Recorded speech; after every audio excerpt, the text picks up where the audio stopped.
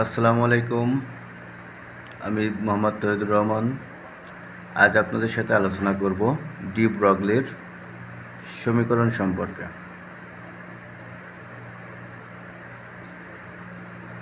Bohr model থেকে আমরা ইলেকট্রনের বা পরমাণুর কণা ধর্ম সম্পর্কে জানতে পারি, কিন্তু তরঙ্গ ধর্ম সম্পর্কে জানতে পারা যায় না।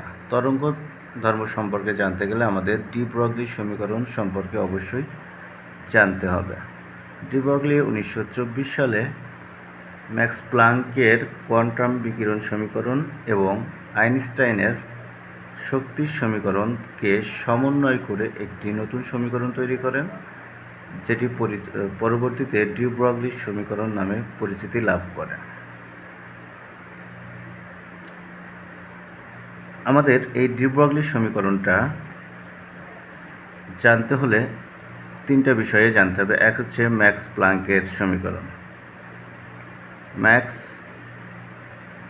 প্লাঙ্কের সমীকরণ। আচ্ছা, ম্যাক্স প্লাঙ্ক কি বলেছেন? ম্যাক্স প্লাঙ্ক বলেছে কোনো পরমাণুর ক্ষেত্রে বা কোনো ইলেকট্রনের বিকীর্ণ শক্তি, ইলেকট্রন যে শক্তি বিকিরণ করে সেই শক্তির পরিমাণ তার কম্পাঙ্কের সমানুপাতিক।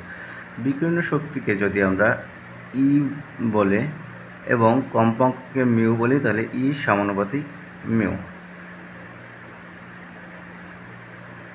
তো আমরা এখানে সমানুপাতিক চিহ্নটাকে তুলে দেওয়ার জন্য একটা ধ্রুবক ব্যবহার করব, সেটা এইচ। এইচ হচ্ছে প্লাঙ্কের ধ্রুবক।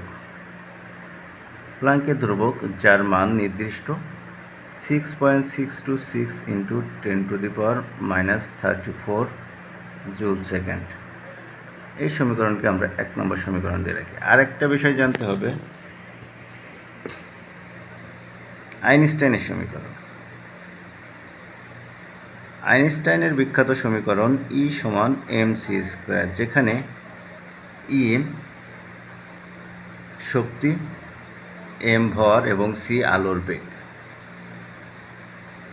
তো আমরা এটাকে যদি 2 নম্বর সমীকরণ দিই, তো আমরা এই দুইটা সমীকরণকে একত্রে করলে পাই mc² = h μ। এখন আমাদেরকে আরেকটা বিষয় জানতে হবে, সেটা হলো কম্পাঙ্ক, বেগ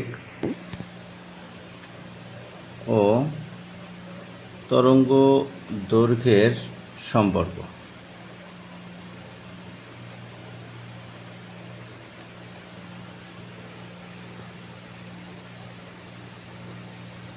কম্পাঙ্ক, বেগ ও তরঙ্গ দৈর্ঘ্যের সম্পর্ক থেকে আমরা বলতে পারি বেগ সমান কম্পাঙ্ক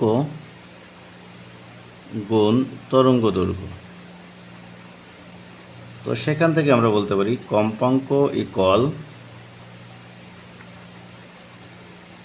তরঙ্গ দৈর্ঘ্য, কম্পাঙ্ক ইকুয়াল বেগ বাই তরঙ্গ দৈর্ঘ্য।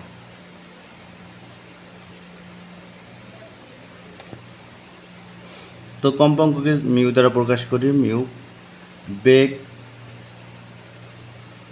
বেগকে সি আলোর বেগ এবং তরঙ্গ দৈর্ঘ্যকে ল্যামডা দ্বারা প্রকাশ করা হয়। এক্ষেত্রে আমরা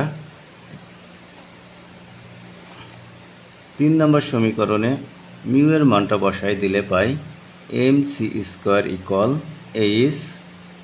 hc/λ।